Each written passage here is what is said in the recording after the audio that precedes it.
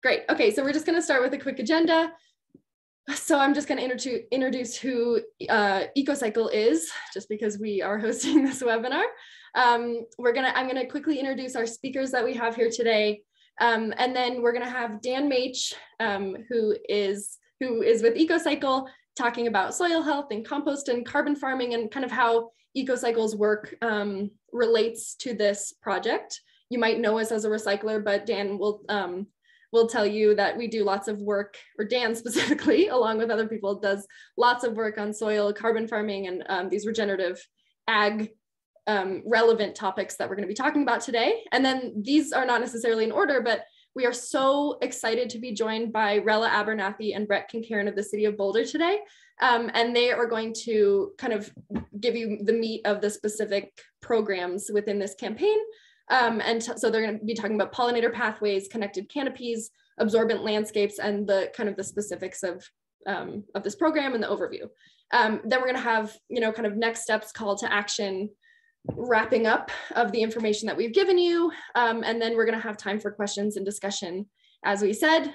So yeah, interact in the meantime, but we're going to have a specific question and answer discussion portion at the end.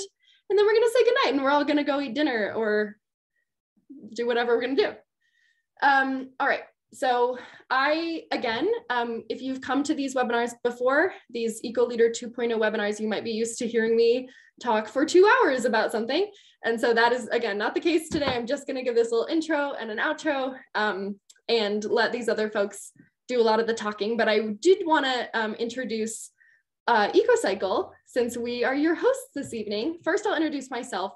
My name is Rosie Briggs. I do community engagement and outreach and education for EcoCycle. I also I program for, coordinate, manage the EcoLeader network, which many of you are part of. So the EcoLeader network is just about 1,000 folks across Boulder County and Broomfield who are trained in zero waste and use that knowledge to spread the word in whatever way makes sense for them.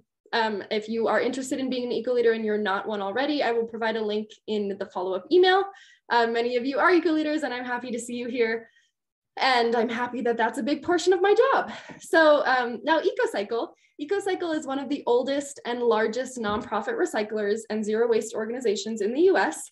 And we have an international reputation as a pioneer and innovator in resource conservation. We were established in 1976.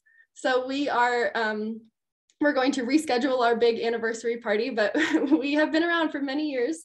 We were established by everyday residents like you who had a passionate belief in conserving our natural resources. These EcoCycle volunteers, the original EcoLeaders, brought recycling to town in '76, making Boulder one of the first 20 communities in the United States to offer curbside recycling. And we continue to be driven by these same passions, models, and innovative actions. And so since we've just been working in this sector for more than 45 years, we're a big voice in zero waste and circular economy at a national and even global level. We do talk to other countries all the time about our practices and how we can export them. We do lots of legislative work, especially statewide, also locally, and again, beyond. Since we aren't just recyclers, we're a zero waste and resource conservation organization and nonprofit. We also work on compost and carbon farming. And so we do campaigns and infrastructure and outreach and advocacy for compost and recycling, repairing, anything that, that has to do with circular economy and resource conservation, really. And so again, this webinar is part of the EcoLeader 2.0 webinar series. And so it's usually just a deep dive into something like, it could be microplastics, it could be, international recycling markets, it could be textiles, it could be the science of composting. So again, if you're not already an EcoLeader, no worries, you are still invited. But if you would like to sign up, I will provide that information.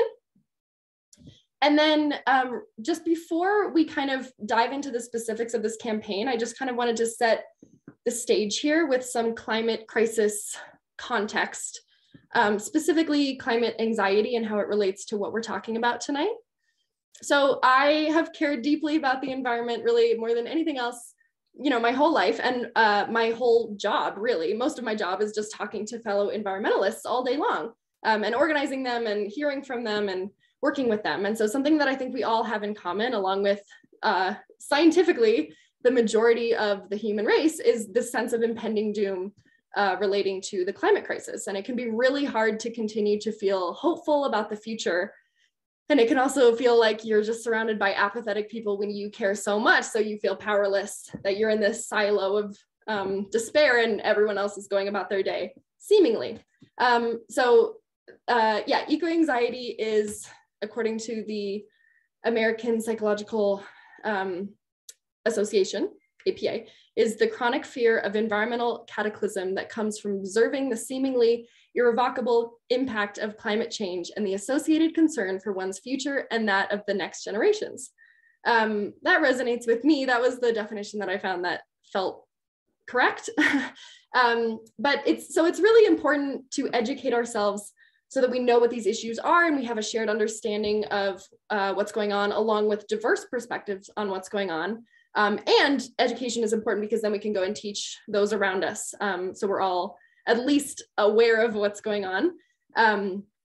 But once we've done that education piece, and once you've cried over a documentary, or you were enraged by an article that you read, or maybe you went to one of my webinars for 2 hours and then you were like, that was so much information, I'm gonna go cry about microplastics.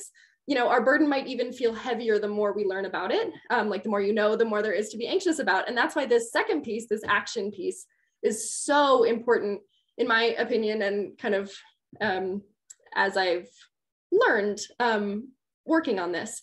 So not only is it important because of the obvious, we're taking action, we're taking what we are anxious about and turning it into a solution, a form of moving forward on this issue. But it's also a relief from eco-anxiety. So knowing that we're doing something tangible to help the issues we care about is, really the only way that we can continue to sustain this work, besides like forcing apathy, which I don't know that we're capable of really. And so furthermore, community-based hands-on action is just key because, not only do we feel empowered, but we feel supported by a community of people who also care about it. We feel inspired. We feel like other people can pick up the slack if we need to take a rest. And yeah, we're not just fretting in isolation anymore. And so this campaign, I just wanted to share on a personal note, is specifically really exciting to me because during my undergrad at CU, our friend Brett Kincairn, who is here today on our panel, and I'll introduce him in a second, but he came to talk to one of my environmental studies classes. And he talked about climate resilience and environmental planning, specifically in Boulder, which is my hometown. And I would just remember feeling so inspired and excited because it felt like all of these depressing things that I had been learning about, in my environmental education did actually have an opportunity for tangible, an opportunity to engage in tangible solutions to the things that I had been learning about. And, nearby solutions. I was seeing that he was talking about the city of Boulder, where I was sitting and, where I was born, and where I continue to work now. And so that's what Brett was talking to my class about 6 years ago. And that is really what we're talking about today together. And so I'm honestly more optimistic every single year, specifically, not because I don't have eco-anxiety, but specifically I get to surround myself with you all, folks like you, every single day, and gather and engage and support. And so I just think it's a really important context to lay out that it's not only about sustainability in terms of what we're trying to build sustainable systems for the sake of the environment, obviously, but I think the term sustainability is often glossed over in its application to our own sustained work. How it's in a context where it's so easy to, become pessimistic about what we're working on. It's really important to not only examine sustainability in the literal sense that we're often talking about it, but also in the sense of, sustaining our own work, nurturing our own activism and supporting each other. So I'm really excited again about this campaign because I'm a science nerd and, I'm excited to work with bees and trees and it's going to be fun, but also I just wanted to really put it in the context of this is important in terms of the climate, in terms of our soil, in terms of creatures and, equity, but also specifically in terms of sustaining our own environmentalism, our own activism, and our own hearts and lives on this planet as people who care about the environment. With that said, I'm already breathless. I'm already like flushed here. I'm so excited. So I'm going to introduce our speakers. I will give a little asterisk here that everyone has like 5 titles. And so they might identify with something that is not necessarily written here, or maybe I wrote it wrong. I hope not. So first is Dan Mach here. He is with EcoCycle. He works with us at EcoCycle. He's the director of compost and carbon farming. He had a previous career as an organic farmer. We're really excited to have him here and geek out about soils. We also have Rella Abernathy here from the city of Boulder. Her title is senior ecologist, but she might tell you a different title that resonates with her specifically for this project. She works on ecosystem management. And then we have Brett Kincairn with the city of Boulder as well, who's a senior policy advisor for climate in the environment and director of regional climate initiatives. I think that probably gives you a gist. And with that, I would love to turn it over to Dan. So I will stop sharing. Oh, if I didn't already say this, we're recording.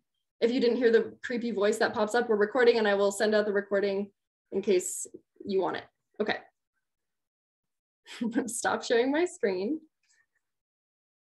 And Dan. Okay, thank you, Rosie. Hi, everyone. Thanks for being here. Let me pull up my slides here. Here we go. Fantastic. You can see that? Cool. Okay. So I am going to, this is a really hopeful project, and I'm really excited about it personally. But I'm going to root it in soil to start, and specifically compost amended soil, and we'll be using compost and hopefully biochar in this project. So I'm going to remind us why that's important. First of all, I'm sure everyone in this audience is well aware of these facts that organic waste, when it's landfilled, is a significant contributor of methane, which is a very powerful greenhouse gas. And that we are sending a lot of organic waste to the landfill. It's about 40% of our municipal waste stream. And you may well have seen something like this from us before as well. That on the other side of the coin here is that our soils have lost, they've lost a lot of the organic carbon that they originally had. You know, I learned that, well, it's erosion, but erosion is a symptom. We've lost organic carbon because of the way we farm, the way we manage our soil, and the way that we harvest crops without returning organic matter to the soil. So, you know, we've really only kind of recently reawoken to this fact, and compost, compost specifically is a great way to restore carbon to the soil, and it also increases plant nutrition, which I'll talk about those two things in more detail. It also moderates soil pH, which is it's an incredible buffering agent for many things in the soil, but especially pH. And it is effective for disease suppression. It keeps insects and disease from finding our plants to be as tasty. So compost gives us two things. One is it's organic matter. So, you know, we've broken down our food waste, our yard waste, our woody waste, and all of that becomes organic matter. And the reason it becomes organic matter is because microbes are breaking it down. So when you buy compost, or when you apply compost, you're applying both organic matter and a whole lot of microbes. And we're just starting to learn about just how important these microbes are. Every day I learn more. Every day it blows my mind just a little bit more. So when we're microbes in compost are number one, they're continuing to eat that organic matter like they have been doing in the compost all along. They continue to break it down even after you apply it. They're also stimulating indigenous soil biology. That's the new way that I'm saying it. We don't know what, a lot of people, a lot of composters and soil scientists have gotten used to saying, well, it's you're inoculating the soil with these microbes. We don't really know that. We might just be feeding the indigenous microbes with the microbes that are in compost. There's a little many opinions about that, and it's very, very hard to prove. But at any rate, it doesn't matter, either directly or indirectly. We are stimulating the biology that's in the soil, and most importantly, we're stimulating the biology that colonizes the root zone in this symbiotic relationship that microbes have with plants. So microbes are well, they aggregate around the root zone, and what they're doing is they are being fed sugars from plants, and they're turning those sugars into they're consuming those sugars as energy, and in return they're providing plant available nutrients that they've broken down from the soil. They're providing that to the plant root hairs. That is an incredibly important concept, so it's a very the more microbes that we can get in the root zone, the more roots we're going to get, and that means that we're going to have more nutrition for the plant. So you can see here that the composted, in this case, composted manure, grows a lot more roots than these other plants in this trial. But it all comes down to photosynthesis here. So the more roots you have, obviously, the bigger the above ground part is as well. And that means that the plant is more capable of doing more photosynthesis, which just compounds this effect of production of sugars being pumped down into the root zone and stored in the soil. And when you have a healthy soil, you end up with an excess of sugars. And what those so when you have an excess of sugars, microbes are aggregating those sugar molecules with water molecules, with minerals in the soil, and they're creating these very compound aggregates. So when you see a healthy soil and it's all crumbly, that's what those aggregates are, is these big piles of molecules that are those are really important because that prevents or minimizes erosion. It also minimizes evaporation. It holds water in the soil. That's a super important point for this project that we're launching tonight. A way to illustrate how well healthy soil holds water in soil is this water infiltration test.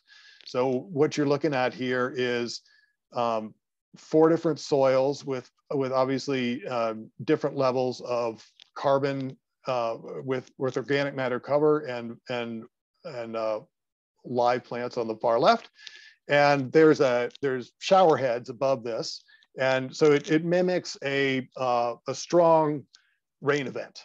And then you can see what the effect is of the water runoff from out of these little sections of soil.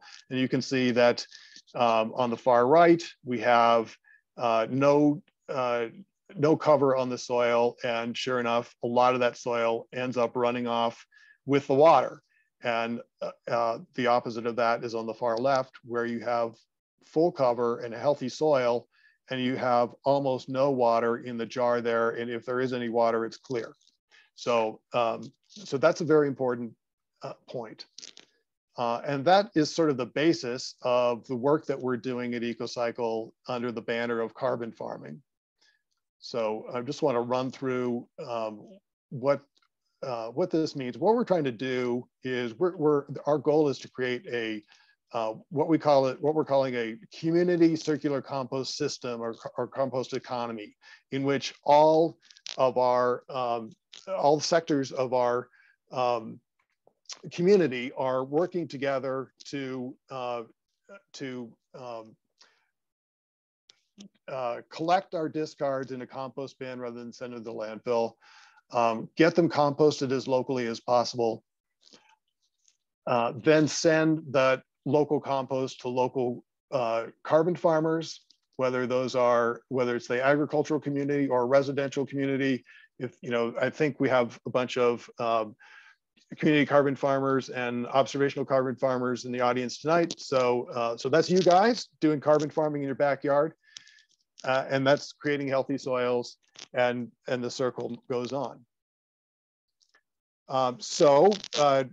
As many of you know, we've just completed this 3-year project called the Community Carbon Farming Project, in which we've had 230 local residents doing carbon farming in their backyard. So the sample layout on the right, it's actually my backyard 3 years ago.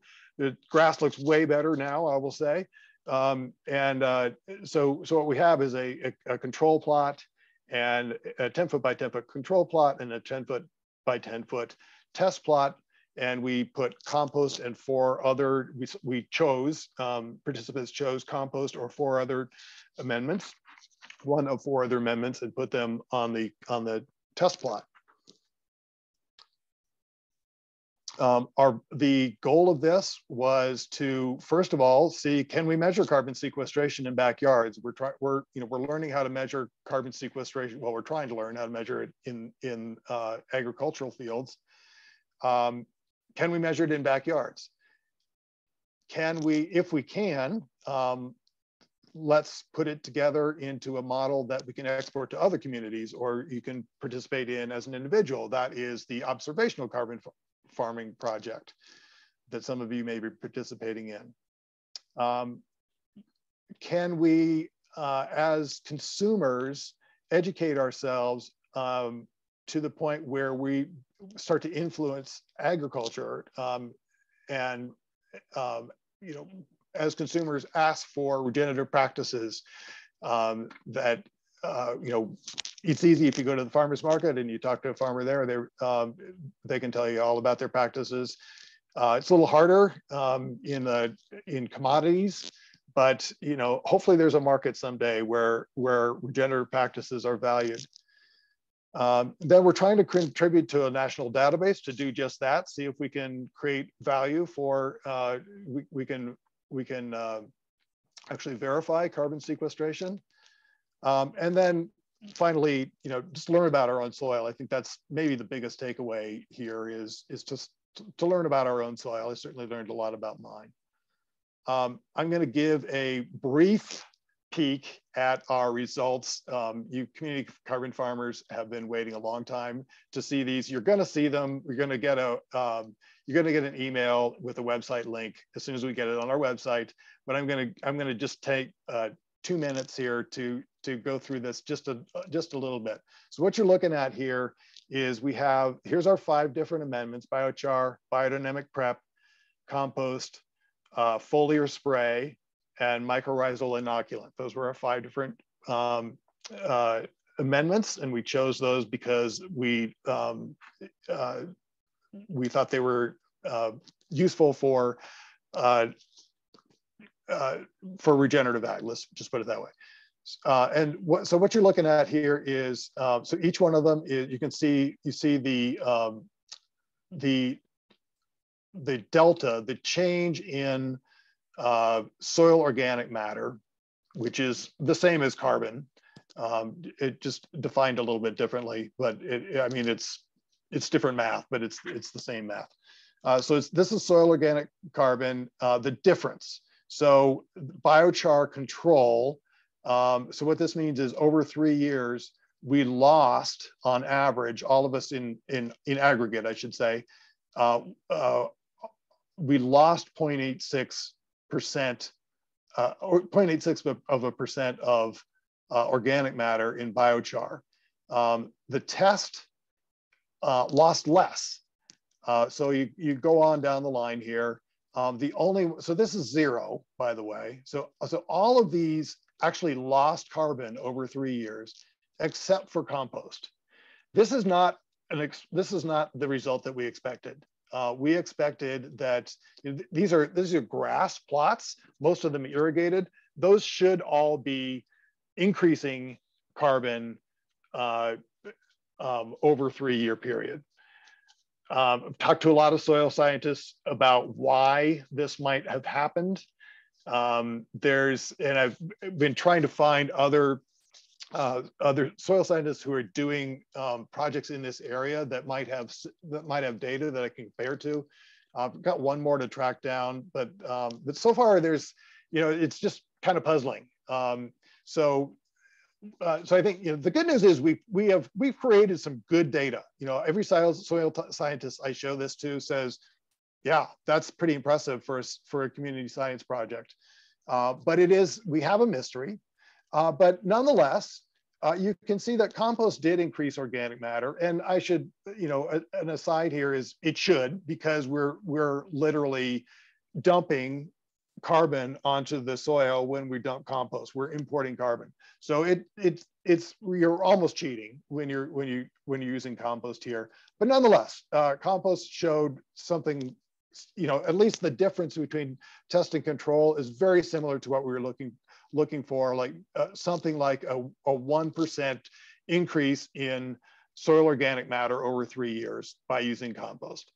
So that's the very quick takeaway. And like I say, you'll get to see your own results soon. So that's one project EcoCycle's working on. Another one, policy. EcoCycle does a lot of policy. Y'all know that. In the organics front, that is, we're working with CDBHE right now, Department of Public Health and Environment, to create a statewide organics management plan to look at where are the gaps in our collection system. Where do we need to really prioritize? We're also finding that we need to look at our both state regulations and our local code to see what are the barriers that are up to prevent more infrastructure from being built. We have added a huge percentage of our population of Colorado, especially the Front Range, now has access to curbside compost. Yet we have only added 2 new composting facilities in the last 5 years. So what's going on there? There's barriers, what we found, and so we're identifying what those barriers are and working to break them down. And ideally we can do that at the federal level, which is just starting to happen a little bit. Okay, so that's policy. One other project I want to tell you about very quickly is we're doing some on-farm composting and compost use demonstration and trials this year. So this is taking the next step on the backyard project that a lot of you have been doing. So we're partnering with three local high-profile regenerative farms so that's Growing Gardens, Jack's Solar Garden, and Olin Farms, and we are installing exactly like this picture here. This is a aerated static pile compost system. So rather than a pile that you may have experience with yourself, that you have to turn, this pile does not need to be turned. You have to turn compost in order to keep oxygen in it. This is pumping oxygen through it with this aeration system that you see. So this was actually the very, very basic version of the technology that was proposed with the Boulder County system a year ago. That was a good choice. It might not have been a good choice of sites, but the technology was a very good choice. So we want to demonstrate that technology on a small scale and get people comfortable with it, including farmers. We're also doing demonstrations of compost use. We're trying to make sure that we can make a compost that is appealing and useful to regenerative farmers.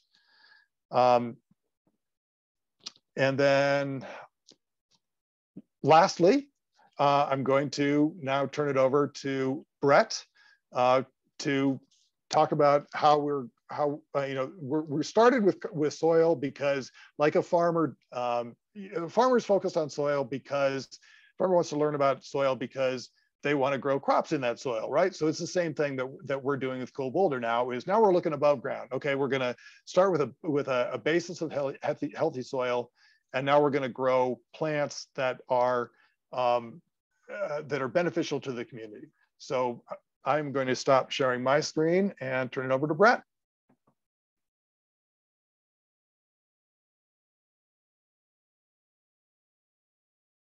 I am here.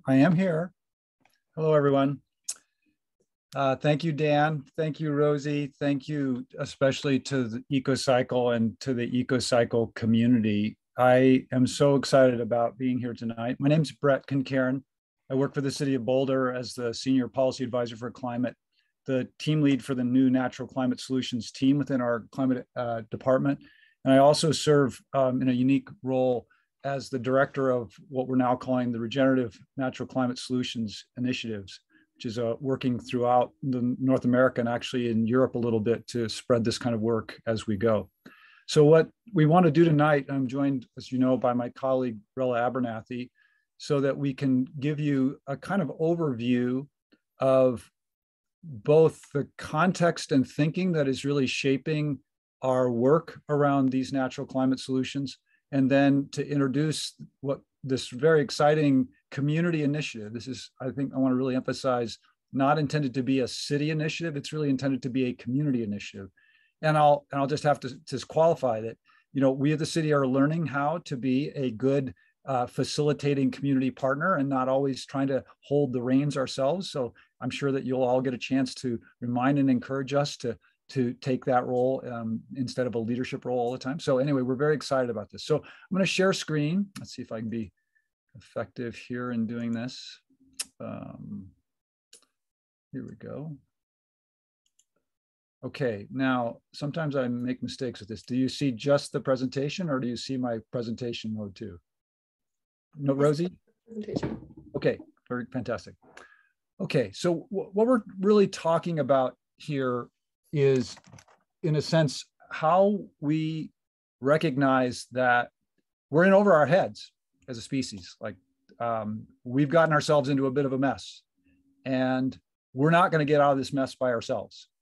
In part because the way we got into this mess, I would argue, is that we sort of forgot that we were a part of a much larger community that was actually all doing very important jobs in helping to create a world that we all would thrive in. And so this is really about how we kind of return to seeing the rest of the living world as a part of our allies in this process. And I'm gonna make a statement right now that's, if maybe you only thought of one thing or remembered one thing from what I had to say this evening, it would be this. We need to remember or realize, perhaps in some cases for the first time, that this thing that we're so concerned about, the climate, or in this case, the atmosphere and its changes, is not a mechanistic, chemical, carbon in, carbon out machine. That our atmosphere is the product, it is the dynamic created by a biologically mediated process. That is to say that the climate that we have is the consequence of the living world's function. And if we want to stabilize the climate, we can't simply do that by building machines or not building machines or burning fossil fuels or not. Of course, we have to stop burning fossil fuels. But that by itself will not stabilize climate. And that's what the science is now starting to confirm in a whole bunch of ways, which I'm going to take you through a little bit tonight. And there's a lot more that we'll look forward to share with you around that. So again, I want to also qualify to say, I'm not saying that we should be abandoning all the work that we have been doing and need to continue to do in terms of transitioning off of fossil fuels. But that, as the sole focus of our climate work over the last 20 years, has obviously proven to be insufficient. It's not simply that we're not doing it fast enough.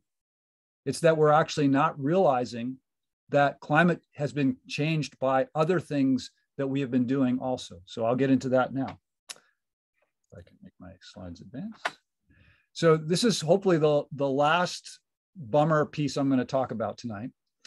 This is the IPCC report of last year. Of course, we've seen the new report that came out a few months ago. The 2022 report was about impacts, adaptation, and vulnerability. This was about the sort of physical science aspect of climate change. And I think you probably all saw the headlines. And as Rosie said at the very beginning, it brings up a lot of anxiety.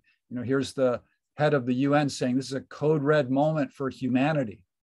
And so what you see also now is this kind of stirring up of even more resolve to set these targets that we need to be even more ambitious around. And so we have, as the Climate Initiatives Department and as the city, gone to our city council and proposed that we do need to make our emissions targets even more ambitious, aligned with that science, which basically says that by roughly 2030, we need to be nearly towards the end of this process of reaching zero emissions, and that by 2035, 2040, we need to be at zero and going into the positive category.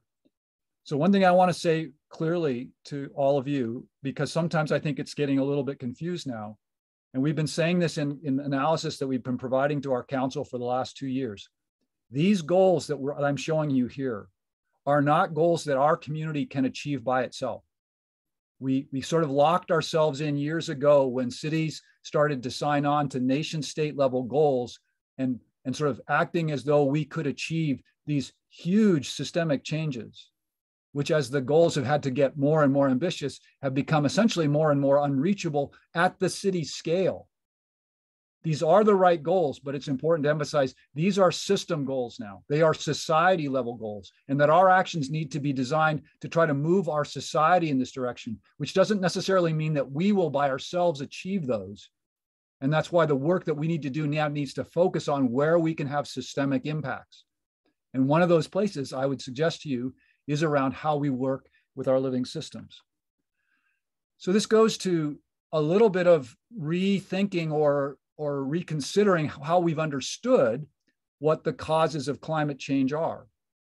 This is the classic sort of smoking gun causation correlation graph. So this comes out of NOAA. You see it in lots of other places. The blue line is the emissions related to burning fossil fuels. The pink line is atmospheric CO2.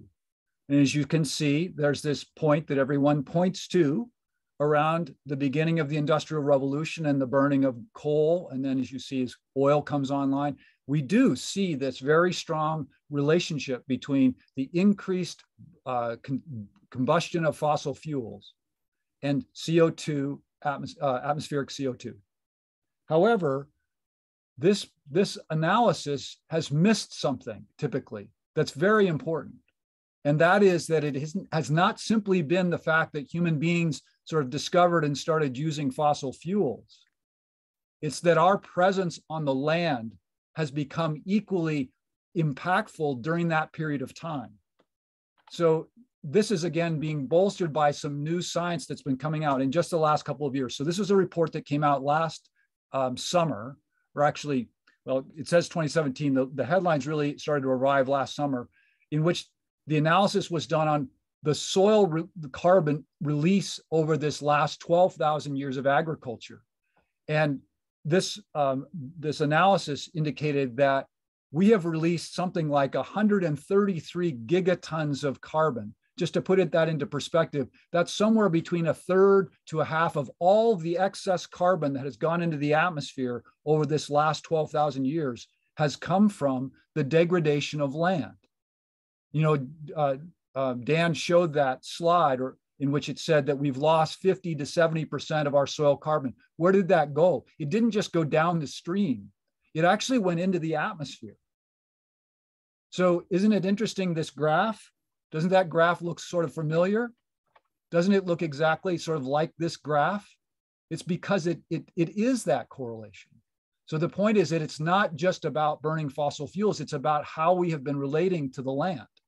and the water, but in this case, especially the land.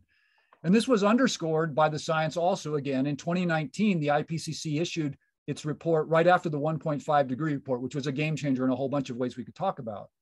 But it said, look, in fact, in 2018, IPCC came out with this report, and it said this was a game changer for all of us. It said, remember how we've been telling you that we have to reduce our emissions by 80% by 2050? Well, guess what? That's not fast enough. But even more than that, it won't be enough. Yes, we now have to do it faster. In fact, we really need to do it by 2030 or 40, but doing that won't be enough because we have loaded so much carbon dioxide into the atmosphere already. And therefore, we're going to have to create systems that pull a whole bunch of that carbon dioxide back out. Well, it's interesting that they then came out the year later with this report and they said, remember how we told you last year that emissions reduction wasn't going to be enough and that we actually have to take a whole bunch of carbon back out of the atmosphere? Well, the only way we know how to do that at scale anytime soon, like within the next decades, is by working with the land. And we'll get into this a little bit later. You're going to hear a lot of claims about people who want a lot of money to build machines to pull carbon out of the atmosphere. And I would suggest to you that for reasons that we'll get into, we should consider very carefully where we're going to place our limited resources in this critical period of time in which we need to be stabilizing the climate. So really, in a lot of ways, this is about how we're going to recarbonize the living world. And this gets back to this thing where we've been kind of villainizing carbon as if carbon was a problem, when in fact, looking in the mirror, looking in these things that are reflecting us back, like I'm looking at carbon, right? We are made of carbon. That's fundamentally what we are, carbon and water, a few other things, right? It's like the apex of organic life. And it also has this unique relationship with water, which we're going to see is really, really important. It's carbon cycles and water cycles and energy cycles that we need to be managing here. And it's, as Dan would say over and over, the more carbon you can get into the soil, the more water you can hold in the soil. And that's going to be extremely important because of all the water we're putting into the atmosphere, as we'll talk about. So really, we're talking about how to enhance living systems with additional carbon so they can do all these really amazing things. Give us more shade, give us more water absorption, create, imagine what it would have been like in December when we had those hurricane force winds if we'd had no trees. Oh my God, it would have been, and biodiversity, as Rella will talk about, toxic denaturing. And I would say like carbon's almost like the co-benefit. That's sort of the other thing that we get from doing all this with the carbon. So really this is about creating a new paradigm in which we recognize that carbon isn't a problem. It's actually a really important part of the solution. It's just that we need to put it in the right place. Okay, so now I want to get into some of the science of this and talk about some of the places where I think we've kind of missed some really critical relationships. So this is actually the classic analysis, the science that has confirmed that CO2 is rising in the atmosphere. It's readings that have been taken from an observatory on Hawaii, at Mauna Loa Observatory. And it's, by the way, I don't know how many of you know Emily Takahashi, her father, Charles Keeling, who started doing this analysis. So this is the classic curve. Now, when you look at this curve, you often always say, like, yeah, the most important thing that everybody knows is it's going up. But you ever ask, like, what is that zigzag thing? Like, why is it zigzagging? And I'm going to suggest that that's a really important part of the dynamic we need to now understand. But let's get into sort of where we are at the moment. So this is actually the last 12-month snapshot from the data that's been gathered on Mauna Loa around where we are. So we started in February of 21 at about 416 parts per million. We ended this year in this last month at about 419, almost 420. We're going up at about 4 parts per million per year. That's about 4 gigatons of carbon. That's about 14 gigatons of CO2. That's how much we're loading more into the atmosphere every year. To put that into perspective, and this was so shocking when I pulled this up, because when I first started working for the city in 2013, and we were doing the analysis back then, and we were looking at what was the corollary in geologic time to the carbon levels we had in just like 2014, it was 2.2 million years ago. We're already at 4.1 million years ago to be at the corollary of CO2 that we have now. At 420, we were 4.5 years. I mean, that's way before human beings even start to like we're not even a figment in the life's imagination at that point. And, you know, at that point, oceans are 78 feet higher. The average temperature is 7 degrees Fahrenheit warmer, which means that on the extremes, it could have been, I don't know, 20, 30 degrees warmer. So again, where is all this carbon coming from? I'm going to argue that it's coming from not just burning fossil fuels, but also how we're releasing it from the land. And the reason that's important is because the land has the capacity to help us take a whole bunch of that back out.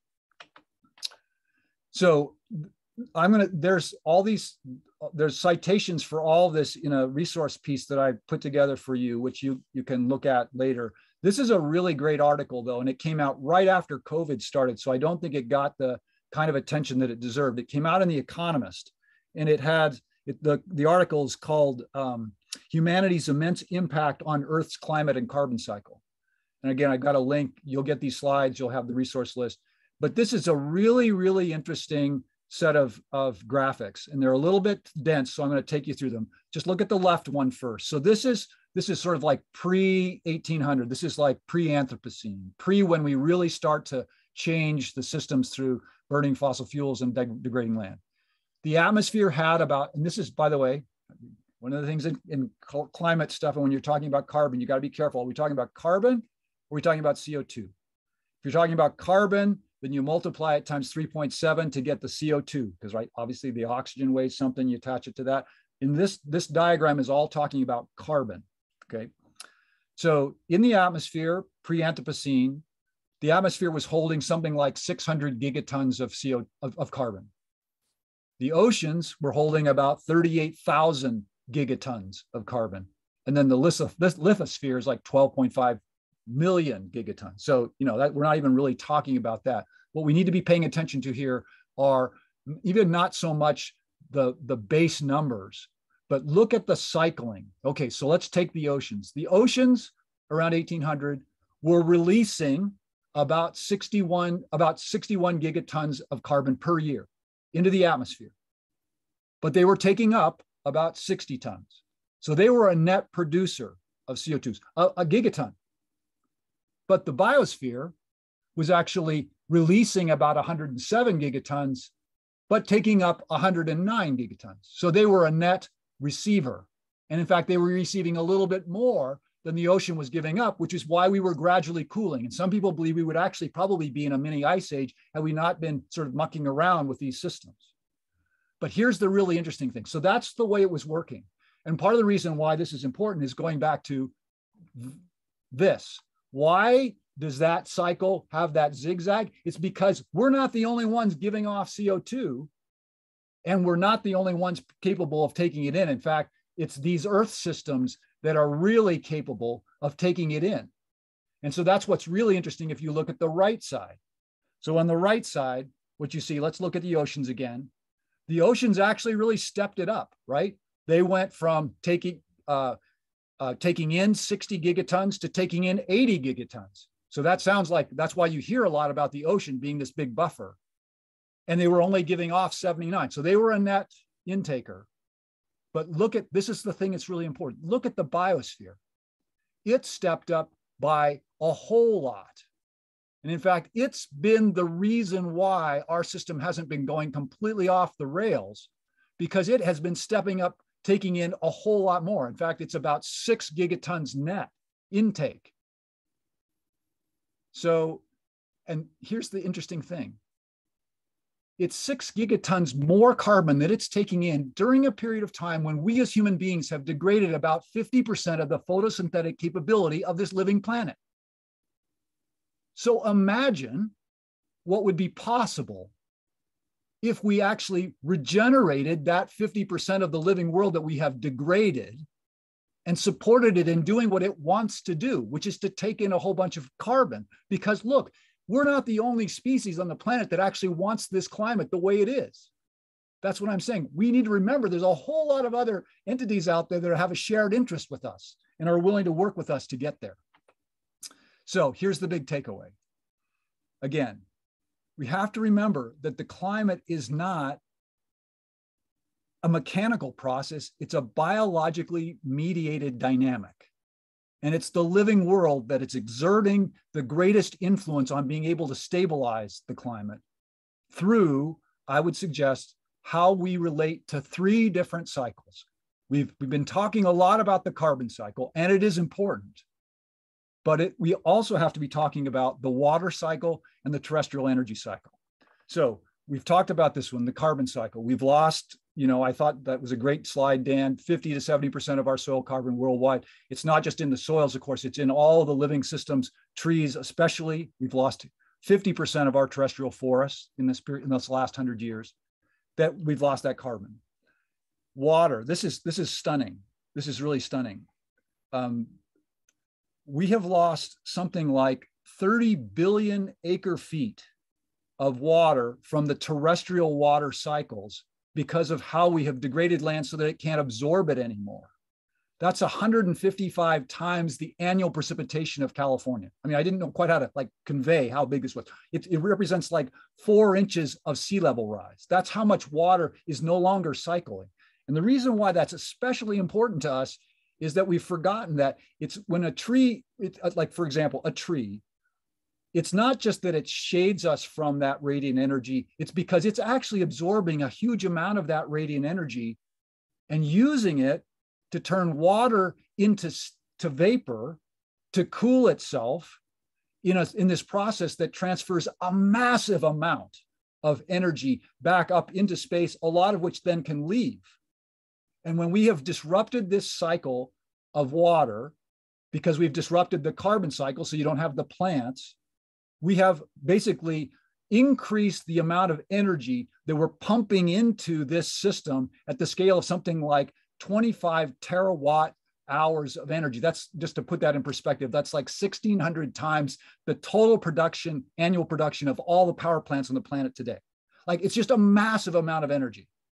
So the point I'm getting to is, we think it's all about burning fossil fuels. No, it's not just that. It's that we have been disrupting these cycles that are really important. And part of it is our climate scientists years ago were saying well, there's just really no way we can affect that water cycle. There's really no way we really can understand or affect that energy cycle. And I think that the argument is starting to be, no, in fact, not only can we, but we must, by working with living systems to do that.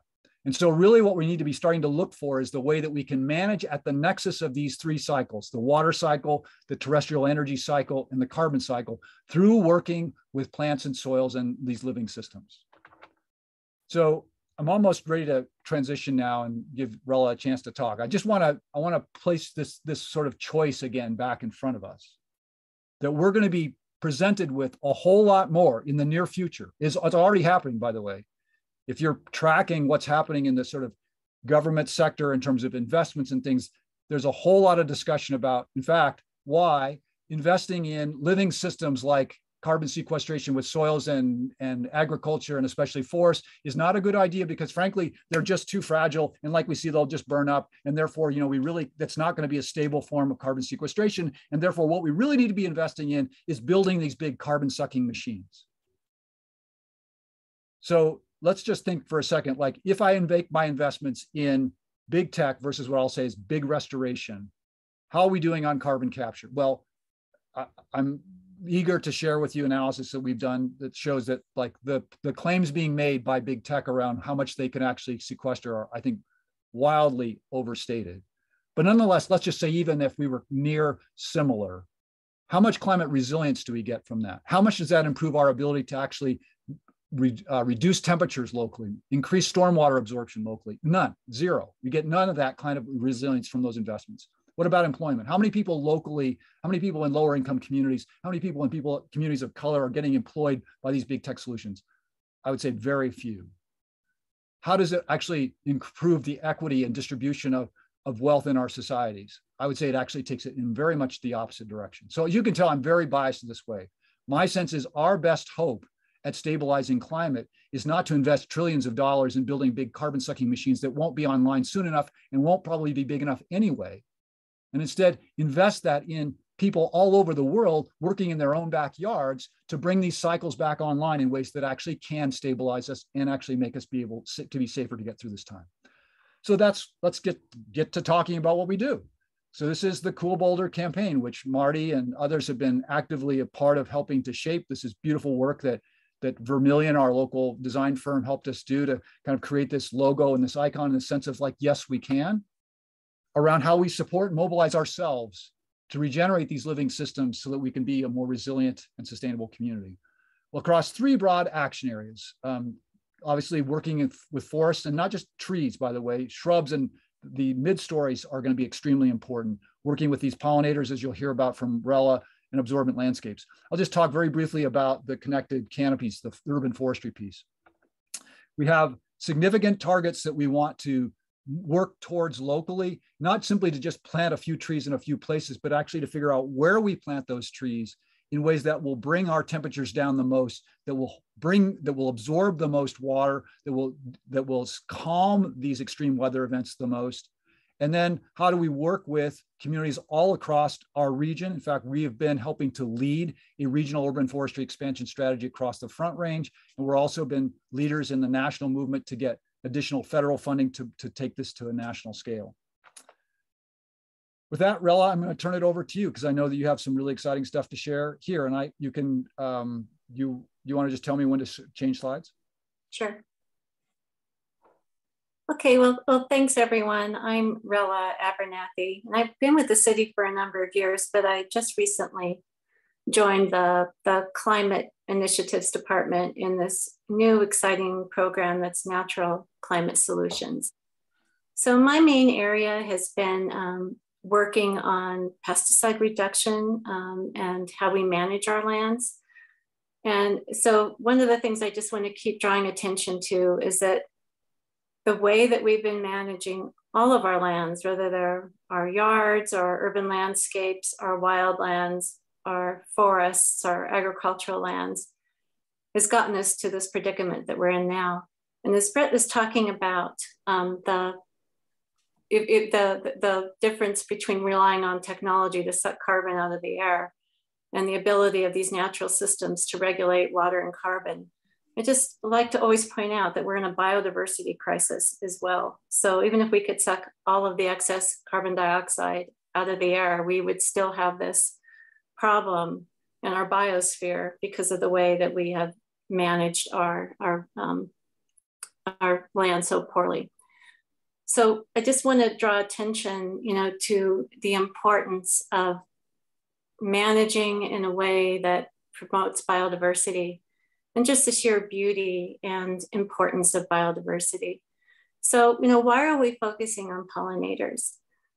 Well, if you, think about all these things that Dan and Brett have been talking about, and the importance of plants, to pull the energy, the carbon dioxide, the energy of the sun out of, and put it down into their roots, which then feed the soil and the microorganisms by the carbohydrates that they exude, and this whole system.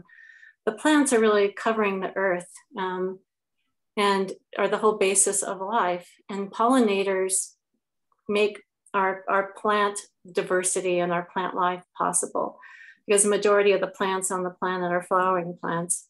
And the estimates go from like 70 to 85% are pollinated by a pollinator of some sort. The most efficient pollinators we have are bees, but there are many other animals that pollinate as well. And just the sheer diversity and beauty of these animals, we have 20,000 species that we know of bees worldwide, 4,000 of them in the US. And in Colorado, we have a particularly wide diversity of bees. We have almost 1,000 species that we know of. The majority of those are single solitary bees, that single females that nest, most of them in the ground. And most people aren't aware that they're there, and they're in steep decline, and we need to do something to protect them.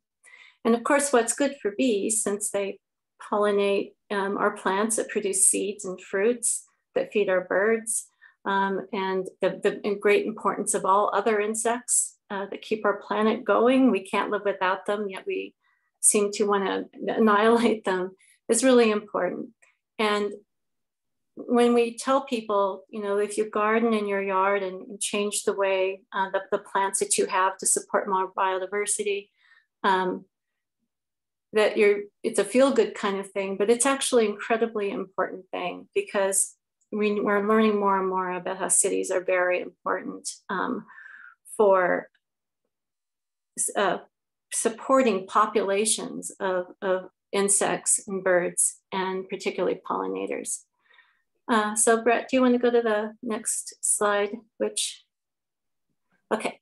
So I know we lost E.O. Wilson just recently, and he spent his career sharing with us the beauty and diversity of insects, particularly ants around the world, and the incredible work as a conservation biologist he did. But he and many other conservation biologists were watching biodiversity just collapse catastrophically. And so he spent the majority of his career towards the end talking about how we have to protect half the earth as supporting biodiversity, and made that his life's work. So the important thing is that even though we're in this catastrophic situation, that we can fix it. And this is one way we do it. Next, Brett. So I just wanted to share a little bit with you about where our pollinator pathway work began. And it's truly a community-based effort. And you know, sometimes you go to a seminar or webinar like this, and you don't realize the kinds of changes that can happen. So the Sierra Club hosted a panel on pollinators back in 2014, and a couple of people were present who were neighbors, and they went home and started Be Safe Boulder, where they, within a few weeks, they had organized and gotten 200 of their neighbors to take a pledge not to use the incredibly bee toxic, insect toxic, everything toxic insecticides and neonicotinoids. And then that belt, and they went to our city council here in Boulder and asked them to ban neonicotinoids. And then our council, our city council, and our advisory boards were really excited about that and asked us to start doing more outreach and engagement with the community. And so a group of folks in the community, the Bee Chicas you see here with Dave Goulson, who's one of the top bumblebee conservationists and biologists in the world, and an author who's written wonderful books. If you ever want to look him up, came here for the Jaipur Literature Festival, and you see him there with the Bee Chicas. And we started having Pollinator Appreciation Month every fall, where we have this wonderful Bee Boulder Festival, which you may have brought your children to or attended yourself. We've had associated events with that, and it just kept growing. Next slide. And so through a group of partners, we started first the Boulder Pollinator Garden Project. You may have seen these signs around town with all this group of partners. This isn't all of them. Brett and I have been working with Masters of the Environment students, and this was a group that we worked with in 2020 that were helping us work on some of these urban ecosystems initiatives. We've worked with CU as a partner, and have Ecosystem Summit now every other year, and an Ecosystem Trends Report. So this has really been a community effort, and it's just continuing to grow as people are more and more excited about this work. Next. So the most recent thing is in the Goss Grove neighborhood. This is Andrea Montoya here in the red shirt. And you may recognize Dave Sutherland, who recently retired from OSMP, where he's an old-fashioned all-around naturalist who knows about the birds and mammals and plants that grow in our area. And they're all part of the Boulder Pollinator Garden Project, and Andrea has started the first pollinator neighborhood in the Goss Grove neighborhood. And that's a distorted picture. It didn't show up right in the slides.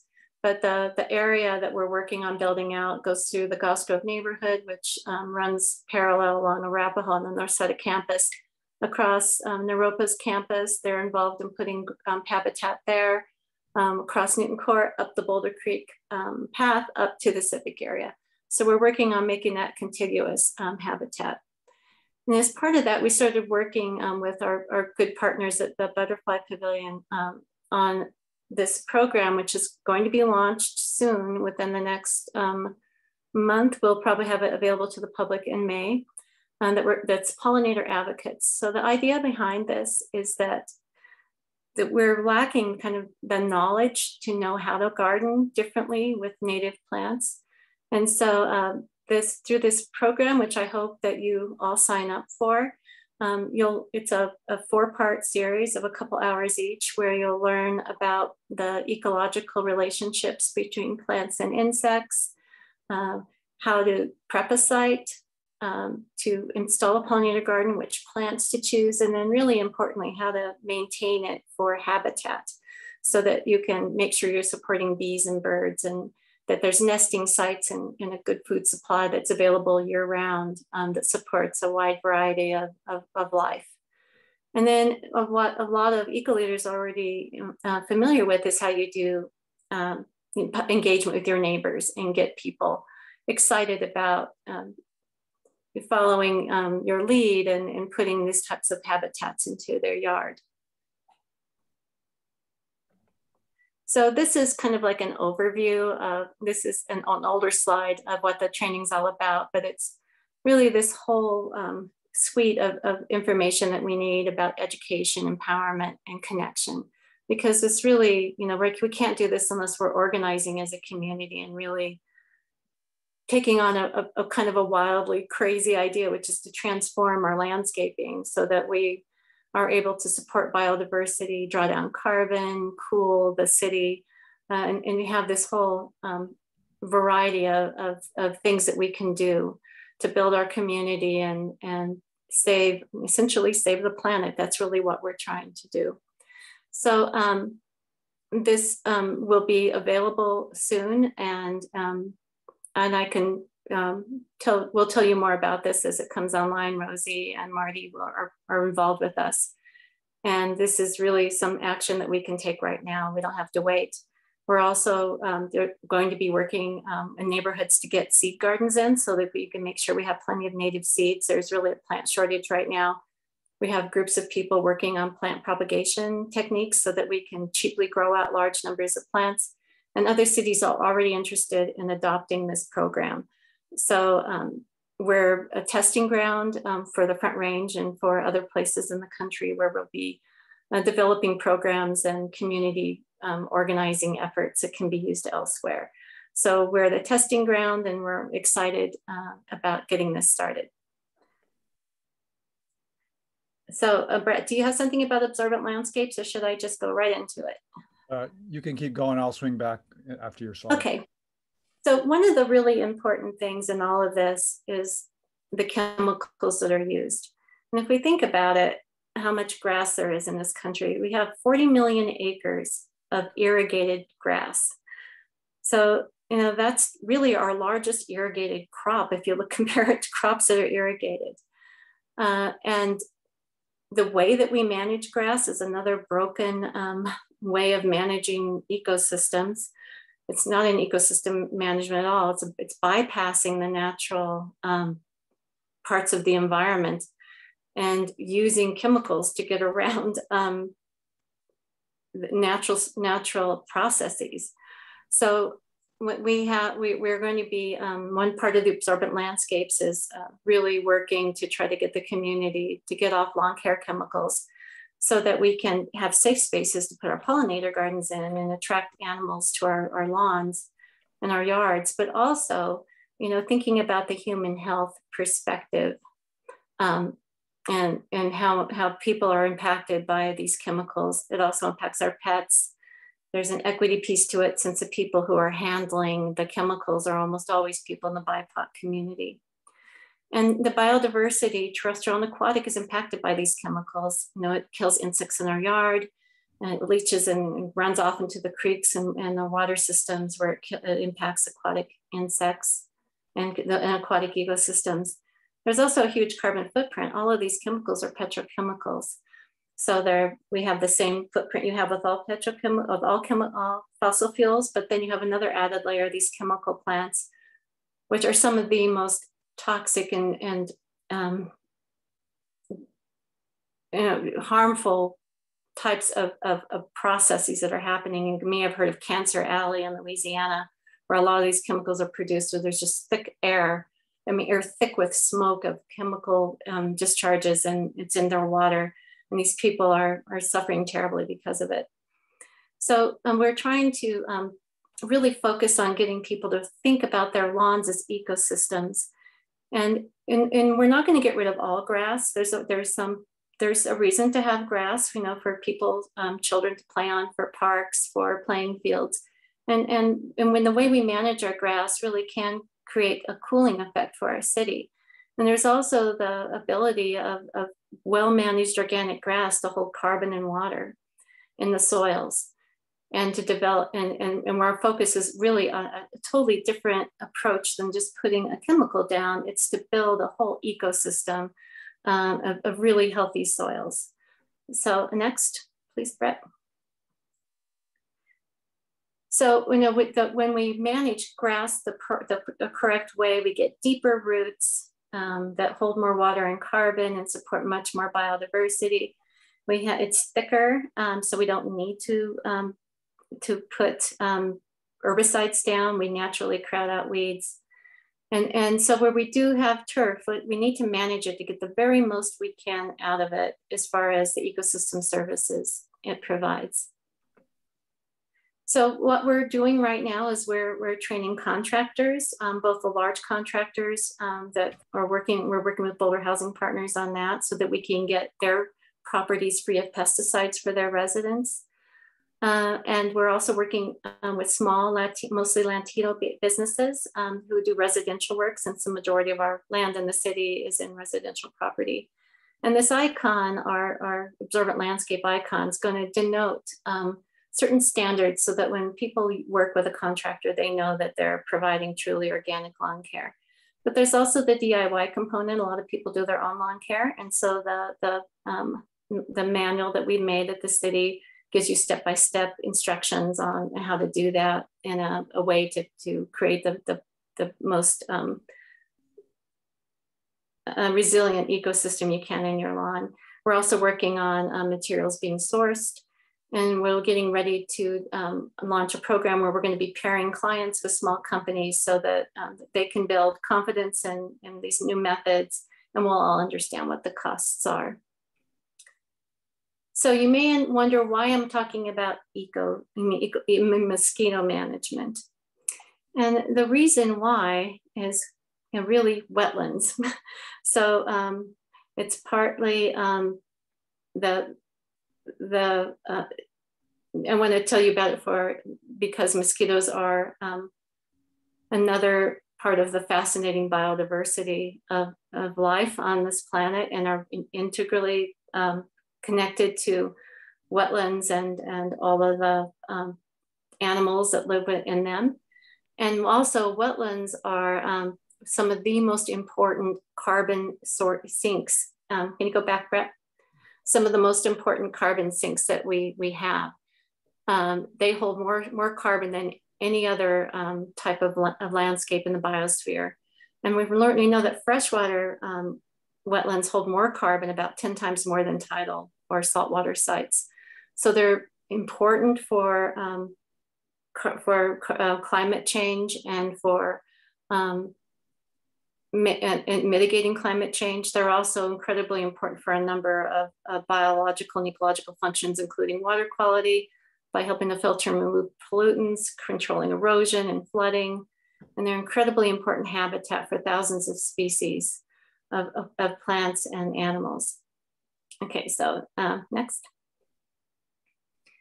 So here around a wetland, there's our photographs that our contractors taken. You know, you can see this whole web of life from, you know, the aquatic species like amphibians and dragonflies, you know, to the more terrestrial species and that little fledgling red-winged blackbird.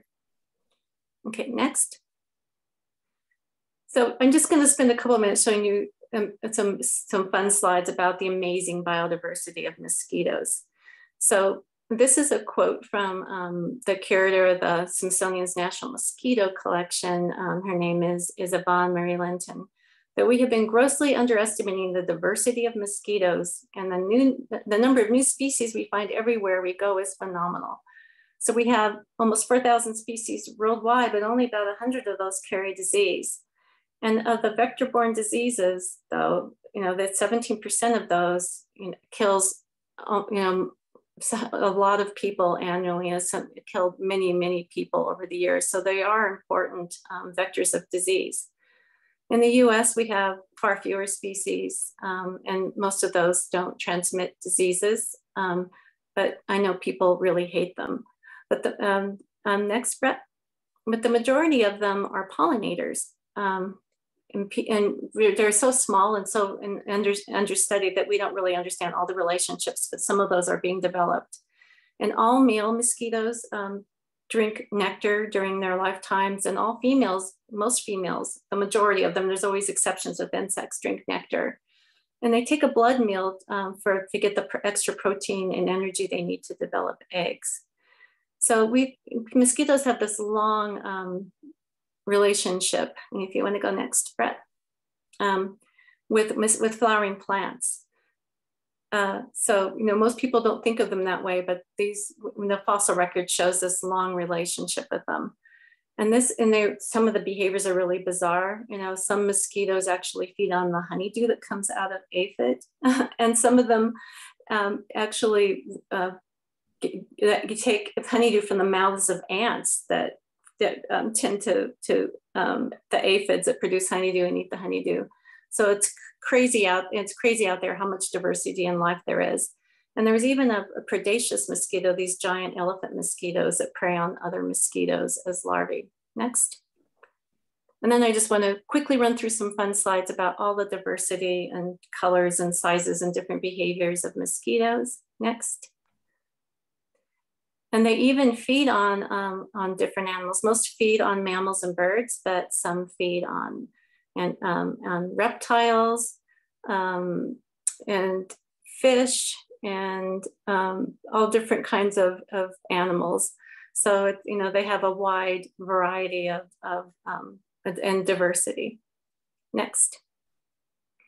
And this one even has like this crazy mating ritual where the male dances and has this plumage like a bird. Next.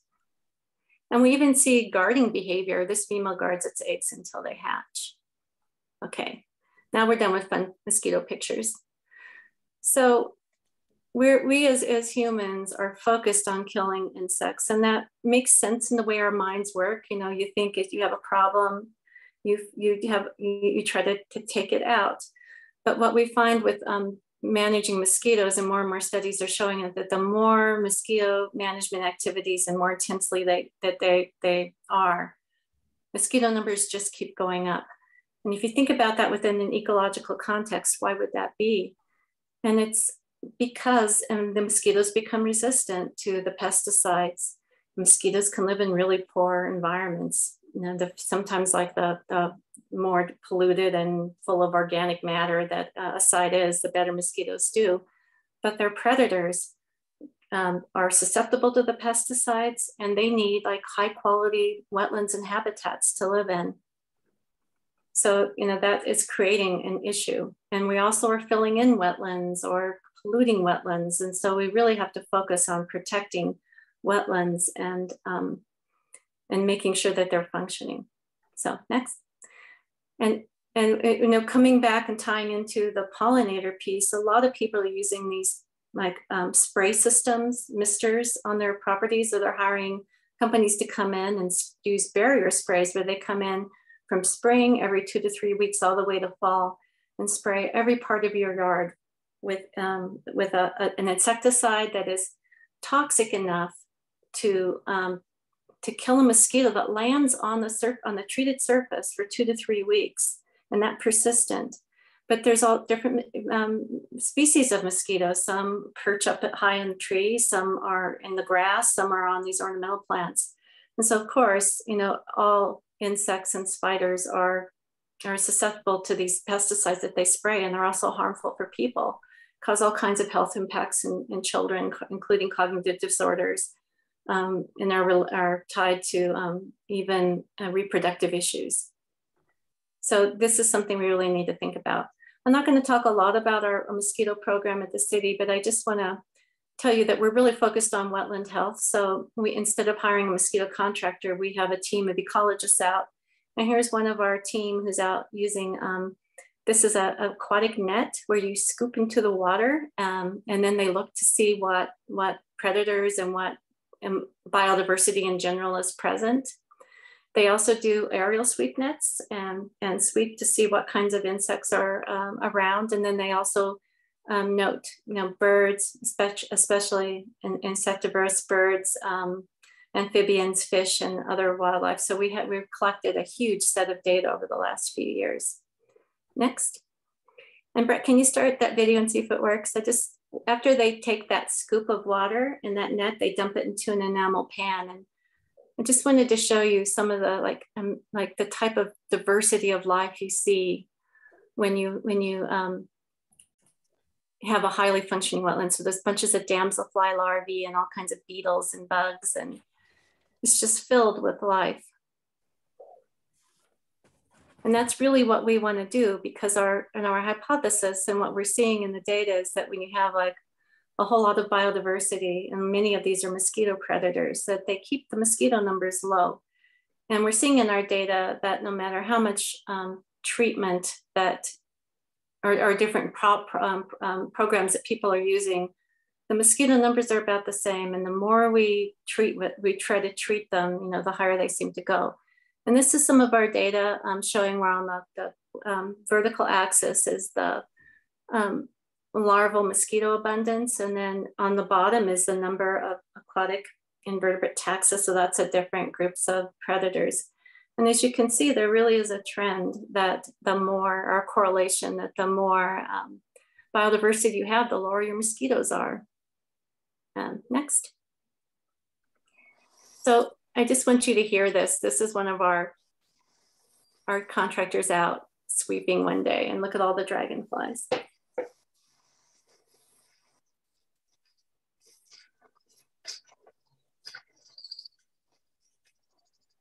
All of those are dragonflies. Aren't they beautiful?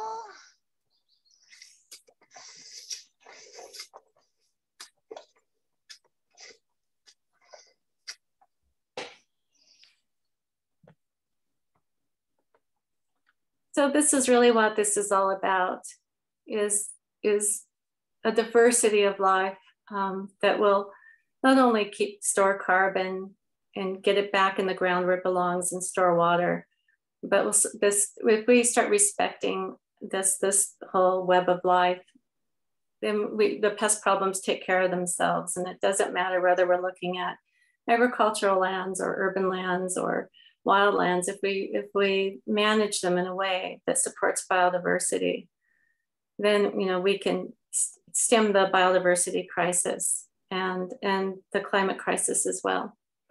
And one last thing I just want to say is, as far as agriculture goes, the Conference on World Affairs is next week, and for the first time there are themes, and one of the themes is regenerative agriculture. So there's a number of really important speakers who are going to be talking about the issues with our industrial agricultural system and ways that we can transform it to manage the land properly, where we can deal with climate change, biodiversity loss, and food security. So thank you. Thank you, Rella. I think we're almost done here. I just wanted to take us through a few more things, and then we will close and have time, I believe, for some conversation. So the absorbent landscapes piece that Rella was talking about, which is very much relevant in the urban context, is equally important in the sort of natural and working lands context. So these are pictures actually of, I think, the Gunnison Valley, where volunteers were building these small water retention structures in the landscape. They're called Z-dike structures after a guy who started doing this work in New Mexico years ago. And they have these profound effects at starting to slow water down and starting to rehydrate landscapes. A lot of what we're experiencing in the West is because we have dehydrated our lands. We have disrupted those water cycles.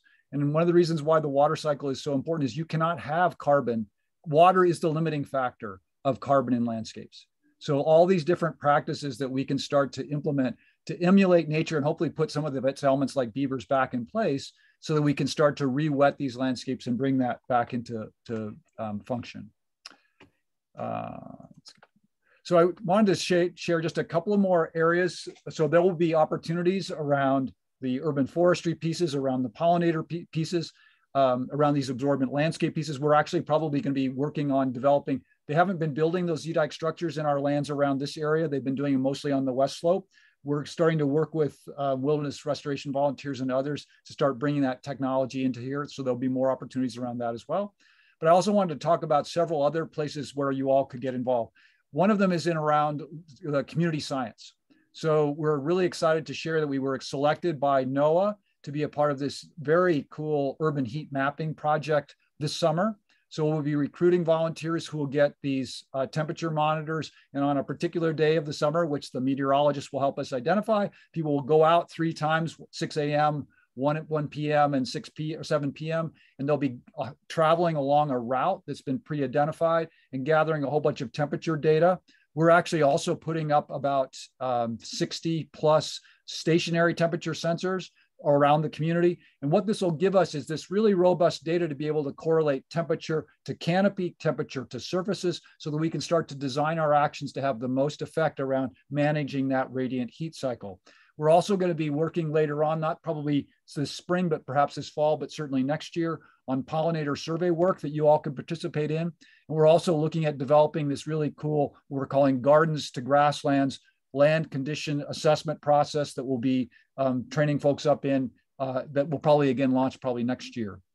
As Rella mentioned, I think, or someone mentioned, we are going to be supporting as much as possible our community to produce the materials that it needs. Plant materials, compost materials, biochar materials. So be watching for opportunities, the great work that Dan is doing to start building out these networks of smaller scale distributed composting centers. There'll be lots of chances for us to get into that kind of production mode as well.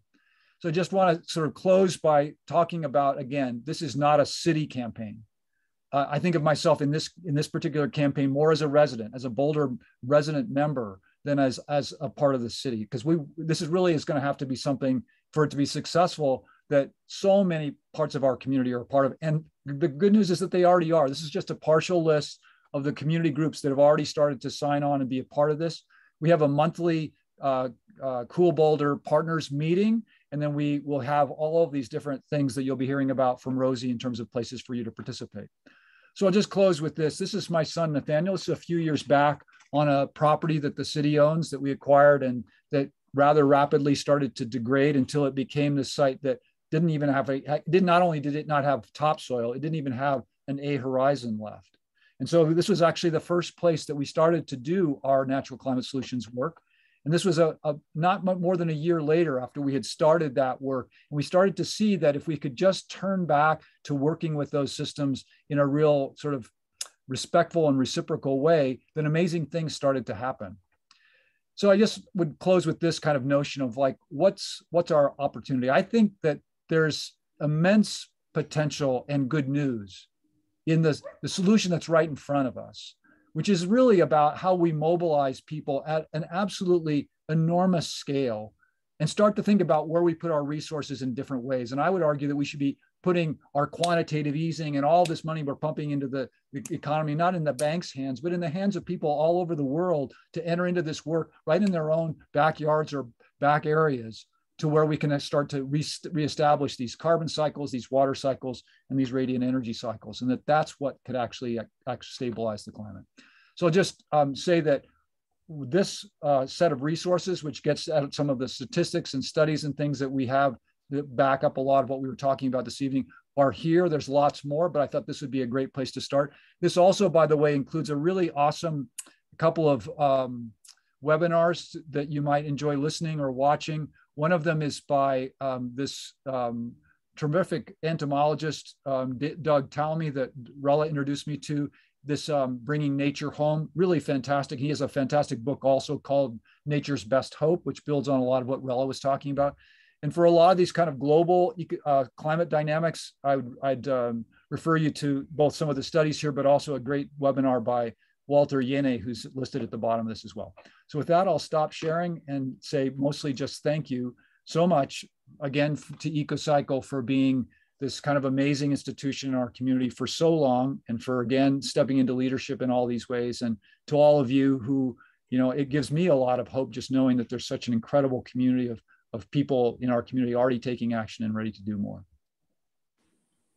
Totally. And so Brett, so sorry, that was so much amazing information and context. Could you just, to summarize, can you list kind of the 4 teams that folks can sign up for? Yeah, in fact, so we do have a website up now called Cool Boulder. So it's www.coolboulder.org, all one word. And you can go there, and there's already an action opportunity established around, there's a group of high school students that were just sort of initiate on their own a tree planting campaign that probably has closed in terms of being able to sign up for trees, but you can still sign up to volunteer to help with that. That's going to happen on Earth Day. You'll be able to, both through Rosie and Marty and others, hear about the upcoming things, but there'll be the pollinator training that Rella mentioned. There'll be pollinator garden planting opportunities. We have the heat mapping volunteer opportunities coming forward, and then others that will be rolling out later this spring. Perfect. Yeah. So it's hard to give like a really succinct, like, this is what you would be doing, because as we've just learned over the past almost 2 hours, all of these things are interconnected. There are many different levels, many different ways to get involved. If you're helping pollinators, you're helping water, you're helping soils, you're helping climate. And so the point is that we're looking at this in a holistic ecosystem plus people lens. So there are going to be a lot of ways to get involved. So for example, I've been doing the pollinator advocate training with Rella, and it's been amazing. I did my undergrad thesis on neonicotinoids and pesticides in bees, and I have already learned so much. I also didn't know too much about mosquitoes being pollinators. So that is all to say that there are going to be all of these exciting opportunities in terms of learning about how to be an advocate for these systems, and then sharing that information, doing hands-on stuff like tree planting, like Brett said, doing larger things like heat mapping through NOAA. So really, regardless of maybe your background, your specific interest, your availability, there will be some way for you to engage in this really exciting community campaign. I think that I am, again, from a personal standpoint, like Brett said, I feel excited to be involved with this as a person, not just as an EcoCycle employee. One of the things that was sticking with me was how exciting it is that this is such a tangible existing opportunity to make a change. And I think that it would be much more scary, much more pessimistic, maybe, if, you know, we had to rely on technology that didn't yet exist. And that is, as Brett was saying, you know, kind of what people think. I saw a tweet that was from Elon Musk that was like $100 million to anyone who, you know, comes up with a carbon sequestration technology. And then a scientist replied and was like, congrats to anyone who invents forests and soils. So this is, this is an exciting opportunity that already exists. It's already under our feet. It provides an opportunity to engage with our natural planet or our natural environment and become more connected in that way. So yes, so for next steps, I'm gonna go ahead and share my screen one more time really quick. Hopefully, will she do it? She did not do it. Okay, so just really, again, to reiterate calls to actions, you just got so much information. We will compile a resource document in the follow-up email. So you'll get the slides, you'll get the recording, all of the things that we've referenced. If you think of something that you want to be included in the email specifically, let me know, or I'll just send it to you afterward. So, but primarily we will be sending out these sign up forms. So after this webinar, you can go click the links that we'll send, and you can sign up for whatever interests you. You can sign up to be a pollinator person. You can sign up to learn more about trees or heat mapping. You can sign up for all of them. And so we will give you those links. You can send us questions. Again, it's not, to reiterate, it's not like, okay, this is a very specific thing, go do it right now. It's, as Brett said, evolving, it's interconnected. And we're going to be creative in how we create opportunities for everyone to engage. Right, spreading the word is also part of it. You know, getting your neighbors involved. As Rella said, this, you know, builds on the eco leader model that already exists, which is if every, you know, in every micro network in our community, there is one person who's advocating for, zero waste and sharing and pollinator advocacy, then that's where we're really going to make ripples. So this is the same model. And, again, the more we can engage with tree planting and pollinator advocacy with our neighbors, the more it's going to be genuinely a community-based project. So yeah, we're going to send that, that email. We're going to be available to you at any time anyway. And yeah, I know that, again, this is a webinar style Zoom, and we've been chatting in the chat. I will send out the chat box, we'll capture it. Yeah, if you have questions, please go ahead and put it in the Q&A box. We have about 15 minutes to talk that out. Again, we can, address your questions ongoing. It doesn't have to be right now. And yeah, let's dig into the Q&A box. So let me see. Hosts, panelists, would you like to take a look and see what jumps out to you that you would like to answer first, or would you like me to read that? Just to respond to, thanks, Marty, for pointing out in the chat, this isn't intended to just be something, the city of Boulder has to allocate its resources to some extent within its boundaries, but we are intending for this to essentially stimulate people to see that this is an opportunity that everybody can take action with in their own place, wherever that is, whether it's within the boundary or not. And I think that certainly these kinds of training resources that are being offered, the volunteer opportunities are open to anyone who would like to participate. Totally. And yeah, Rella said this at one point, but yeah, really like the point of EcoCycle's work, and I know, City of Boulder resilience and environmental work is, it's all well and good to do all this work within the City of Boulder or within Boulder County or whatever landscape we're talking about, but the more we can export these solutions and, create a template, create pilots for other folks to take action is really what we always have in mind. I'll also note that there, I think, going to be some exciting opportunities to interact with other communities around the country who are doing similar work. So Dan and I have been talking to a really amazing organization out in Sonoma County called Daily Acts. And they have been setting up these amazing sort of neighborhood-based, they call them sort of resilience centers or hubs, where people are leaders in that area around producing compost, producing plants, and helping their neighbors in this kind of, because as Rella pointed out, it's quite expensive if you just go down to the local nursery and start trying to buy plants to do these kinds of conversions from a lawn to that. Once you get that underway, it's the costs really are very low, but getting that transition to happen.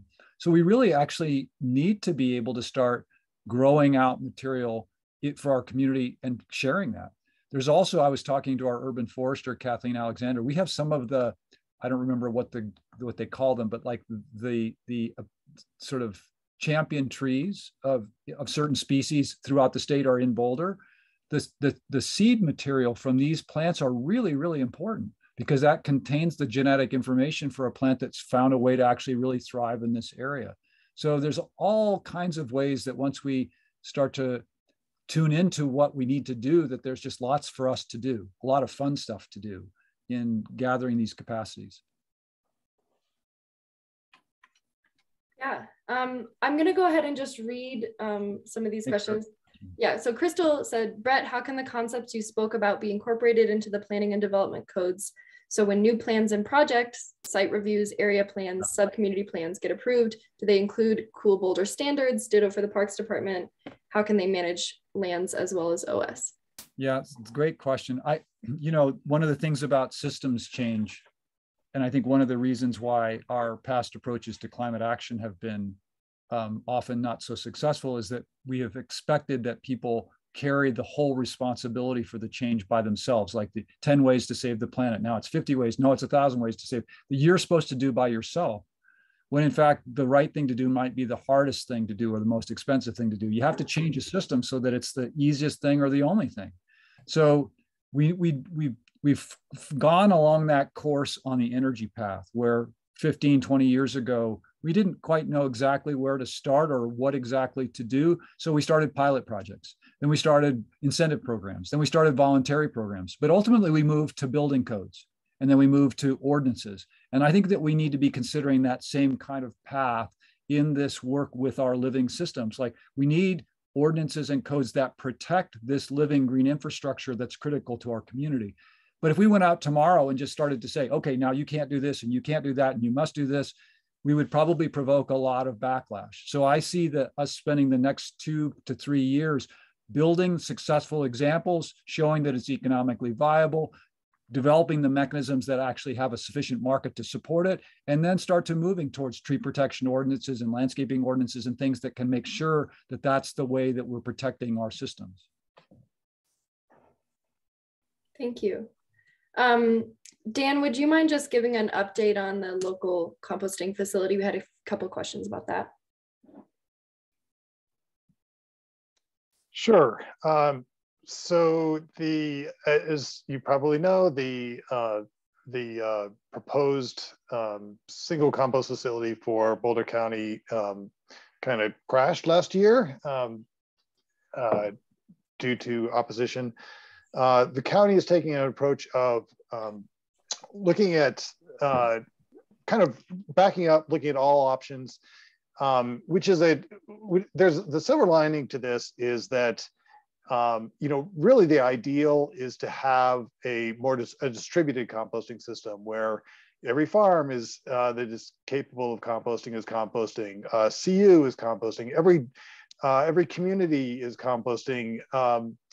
Because you want to compost as close to the point of generation as possible, because it's the transportation that kills you, and you get a bigger facility, or you get big enough that you call it a facility, then you get neighbor opposition. So that's kind of the point of these little tiny on-farm projects that we're doing, where we're enabling farmers to make high quality compost, experiment with themselves, and hopefully that's the beginning of creating this distributed system. As far as what the county's going to do, they're studying it. I've been working. Brad and I both have been working with some new positions that the county has hired to figure out a path forward. Really just kind of getting started, but that is the goal. The ideal is being held up as, okay, how can we create a distributed system? How can we empower entrepreneurs to make rather than have a big county facility? What if an entrepreneur wants to do start small and grow over time? Right now, that's pretty much impossible. So we're exploring all the options right now. Great, thank you. Okay, I'm trying to do these. Okay, just an easy one that I can take. Do you have any idea when the public can tour EcoCycle? So yes, the Boulder County Recycling Center, the county has closed it for public tours because of COVID, and we're hopeful that it will reopen for guided tours and self-guided tours by the late spring, early summer. Okay, that was that one. The door knocking question. Yeah, a program of knocking on doors so people in their neighborhoods are engaging neighbors. Yeah, that is exactly what the Eco Leader Network really is. It's just about, so, if I'm the Eco Leader for my neighborhood, my neighbors know that they can ask me questions. I give them their recycling and composting guidelines every year or two. They bring me hard to recycle items sometimes, and this is exactly where what we're talking about fits in, where whether you're talking about recycling or pollinators, that's part of it. Part of being a pollinator advocate is not only attending those trainings, but then essentially door knocking and sharing with their neighbors. There's also a for neighborhood compost piles that definitely like community making a compost pile at a local grange or something is certainly something that neighborhoods do. I also wanted to share that there's an app, and I can write this down and send it out, called Share Waste, where neighbors can share access to composting if you don't have curbside composting, which you should in the city of Boulder. But yes, but the door knocking kind of neighborhood level engagement is what we're talking about. And yeah, I'll send out information. Again, you'll be able to sign up. Okay, we did that one.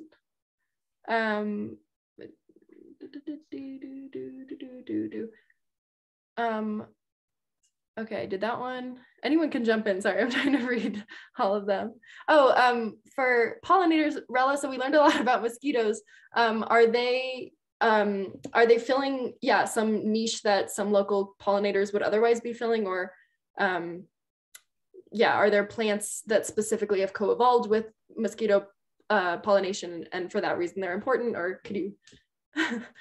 Yeah, I mean, there's a few examples that have been studied, but not very many, just because mosquitoes are really small and there's just not that much known. There's a lot of species of mosquitoes, but it is thought that they were really important, especially early on when flowering plants were evolving and mosquitoes were pollinating them. And there's still a thought that they could be potentially important for certain plants.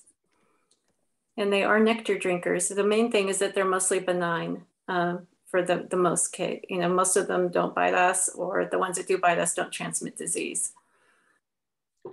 Yeah, and that cultural piece is something that we've already learned in the pollinator advocacy training that I've taken, and that you can take as well, is that it's, you know, a lot of our environmental in general perspectives come from things that aren't necessarily rooted in truth, and it's important to examine those perspectives. Let's see. Hey, Rosie, there's several questions about the idea of using a lawn as a carbon sink, and aren't you just using more water in that way? So maybe I can address that quickly. So I think the first thing to note is that we do live in a short grass prairie. That's way different from Kentucky bluegrass, but it is a grassland that we live in. So the notion that grass is bad, I don't really buy that. But obviously, you know, the grass species that you plant, that you use, you know, it needs to be drought tolerant, as Rella mentioned thoroughly. You know, the height that you cut it at is very important for maintaining roots that can go deeper into the soil. And of course, then you want to have a healthy soil that can hold that water, so you don't have to water as much.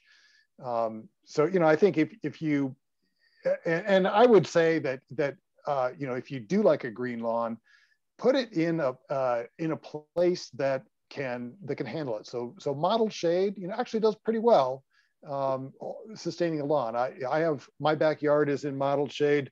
I usually water it about 4 or 5 times a year.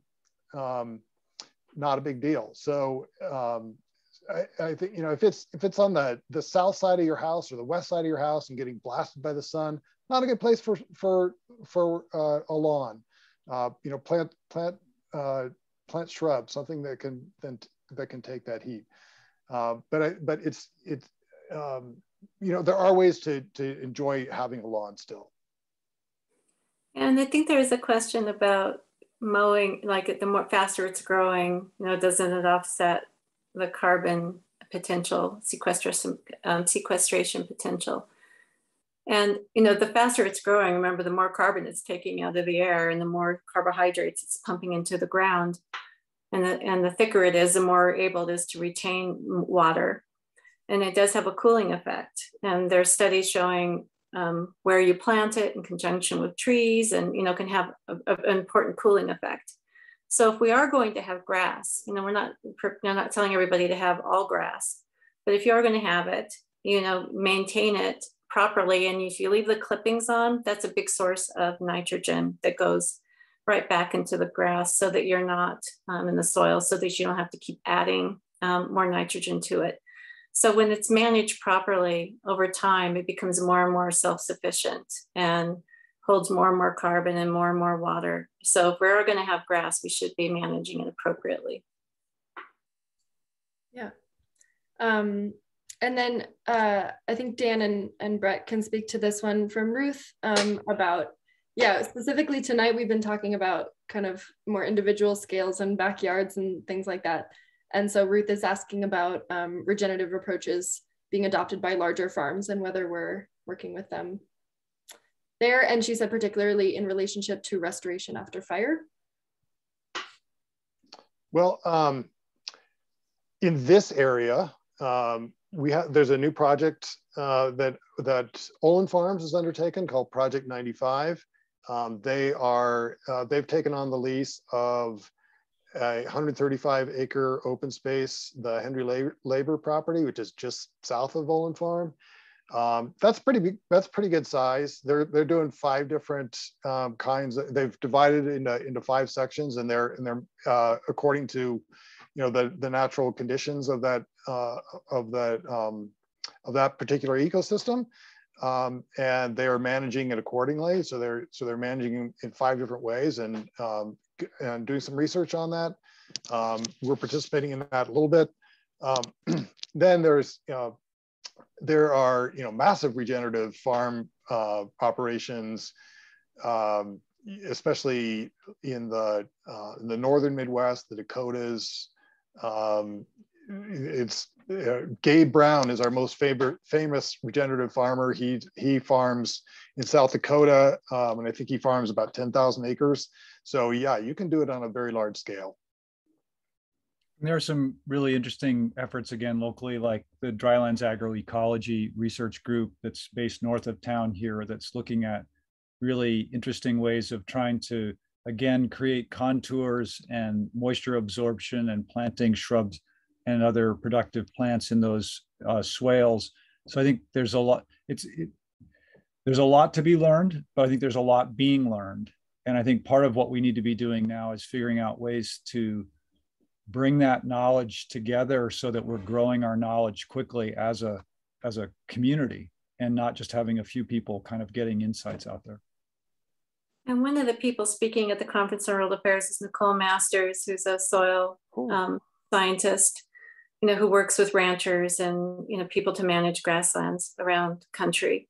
And John Lundgren will be there, who's scaling up regenerative agriculture across all types of operations and all eco regions of the country, and gathering the data and amazing huge sets of data to show how to transition and create a roadmap so it can happen at all scales. It's totally a myth that we can't do this for all types of agriculture.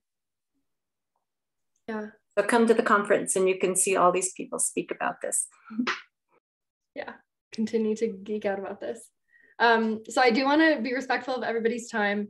There's just a few questions left, and don't worry, we're not ignoring you. What we usually do, so what we're going to do is capture the Q&A so that you can look back at what we've already answered. If we answered it aloud, I'll try to capture what we said. And then the ones that the ones that are not answered yet, we'll go ahead and write an answer for the follow-up email. As we said, the follow-up email is going to contain a whole lot of stuff. Use what is useful to you. The essence, the main thing is the sign up link, so you can, again, tangibly sign up. You can see in front of you what we're offering in terms of engagement opportunities right now. You can stay engaged. This is, again, just the beginning. This is just the jumping off point. This is just the welcome to this idea. Let's go from here. Again, as Brett has said, it's not a top-down situation. It's a community-driven campaign. And so we're excited to work with you as we continue to develop it. So again, look out for that email. Sometimes it takes me a couple days because I have to go chase down a specific answer or resource or something, but it will come to you along with the slides, the recording, and everything else. If you have questions in the meantime, please do not hesitate to reach out. You have my email because you got all the reminders and things from me about this webinar, but it's just Rosie at EcoCycle. I'll put it in the chat just before we log off. Rosie at ecocycle.org. Send me questions, concerns, ideas. Again, we will follow up with you. This is not goodbye. We're really excited to embark on this project with you in whatever way you're involved. And I just wanted to give a final big thank you to the City of Boulder, to Rella and Brett, as well as all of our partners who are involved in this project, but we really appreciate their time and their expertise tonight. I know you all did. And that is that is what we have to say. We're excited to have you on this on this team with us. We're excited that you took the time to join us tonight. We hope you have a wonderful evening. Go eat dinner, go sit down, drink some water, spend time with loved ones, and we will talk to you soon. Bye, everybody.